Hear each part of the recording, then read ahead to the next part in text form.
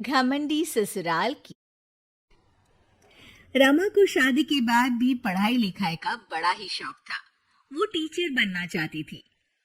रमा का ससुराल शहर के सबसे अमीर घरों में से एक था, पर साथ ही उसके ससुराल वालों को अपने बिजनेस और पैसों का बड़ा ही घमंड था।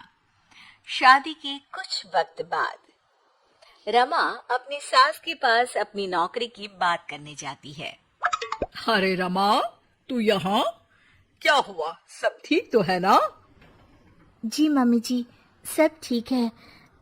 मम्मी जी, आपसे कुछ बात करनी थी।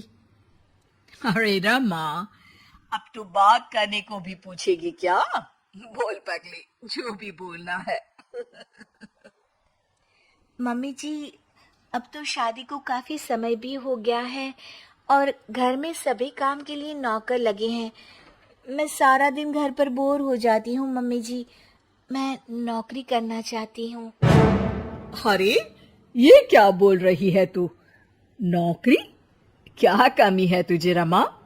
तुझे पता नहीं, हमारा बिजनेस शहर का सबसे बड़ा बिजनेस है और तू नौकरी की बात कर रही है। लोग क्या सोचेंगे कि इतना बड़ा बिजनेस, इतना पैसा होने का भी क्या मतलब, जब घर की बहू को भी नौकरी करके खुद का खर्चा उठाना पड़ रहा है। नहीं रमा, तू बिल्कुल नौकरी नहीं करेगी। पर माँ जी, मैं टीचर बनना चाहती हूँ। पागल हो गई है बहू? इतने बड़े बिजनेसमैन की पत्नी और बहू टीचर?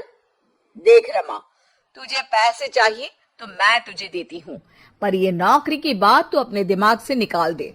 और जो सारा दिन वो किताबें पढ़ के तू अपना दिमाग खराब कर रही है ना, उसे भी दूर फेंक दे। मम्मी जी, पर समझिए तो।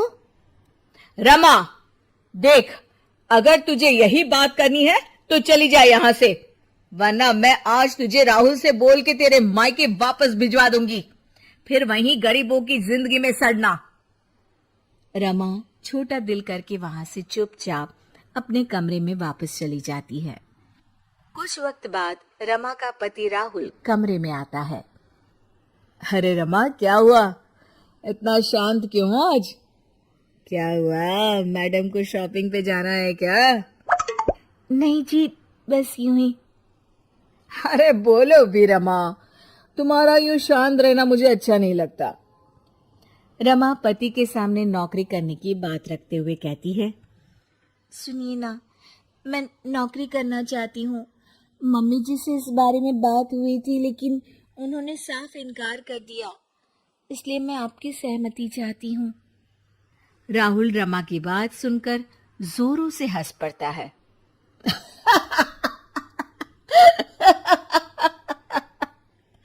अरे रमा, तुम पागल तो नहीं हो गई हो? तुम्हें नौकरी करनी है।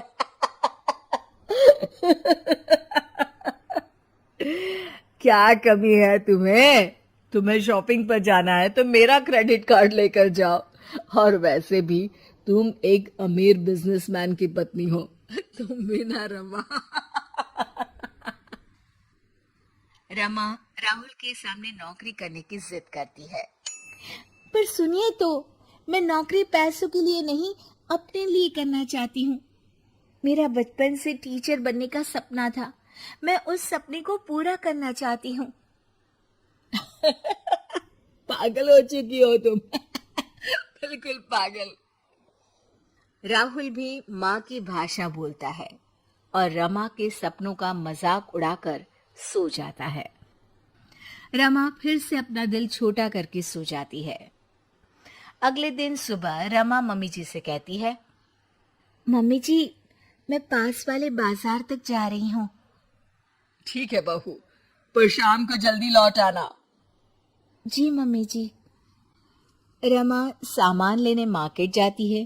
तभी उसे रास्ते में एक पोस्टर दिखता है जिस पर लिखा होता है, टीचर की जरूरत है। रमा उसे देख बहुत खुश हो जाती है और बिना सोचे वहां चली जाती है। सुनिए, मैंने बाहर आपका पोस्टर दिखा, टीचर की जरूरत है, तो इसलिए मैं अंदर चली आई। अरे मैडम, आप तो कोई बड़े परिवार से लगती है।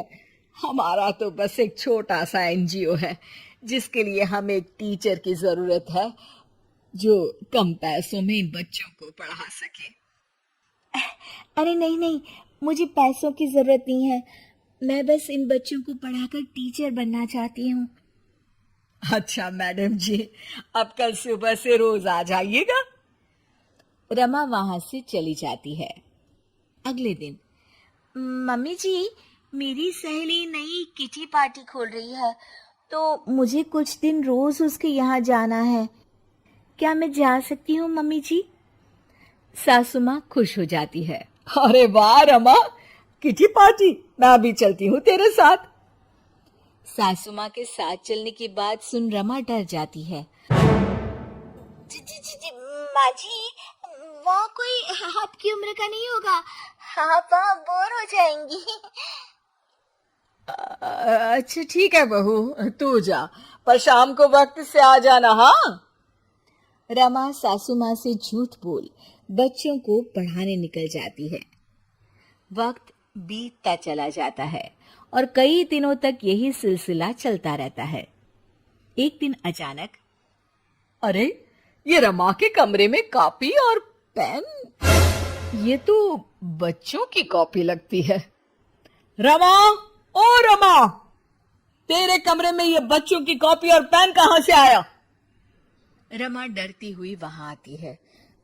जी मम्मी जी, वो बुक ना शायद मेरी सहेली के बच्चों ने रख दी होगी, तभी आज बैग खोलते वक्त यहीं रह गई।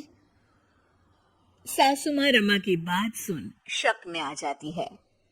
अगले दिन जब रमा घर से बच्चों को पढ़ाने निकलती है तो सासू माँ रमा का पीछा करती है। अचानक सासू माँ रमा को स्कूल में रंगे हाथों पकड़ लेती है। ओह माय गॉड, तो ये थी तेरी किटी पार्टी। मेरे तो करम ही फूट गए जो ऐसी बहू मिली।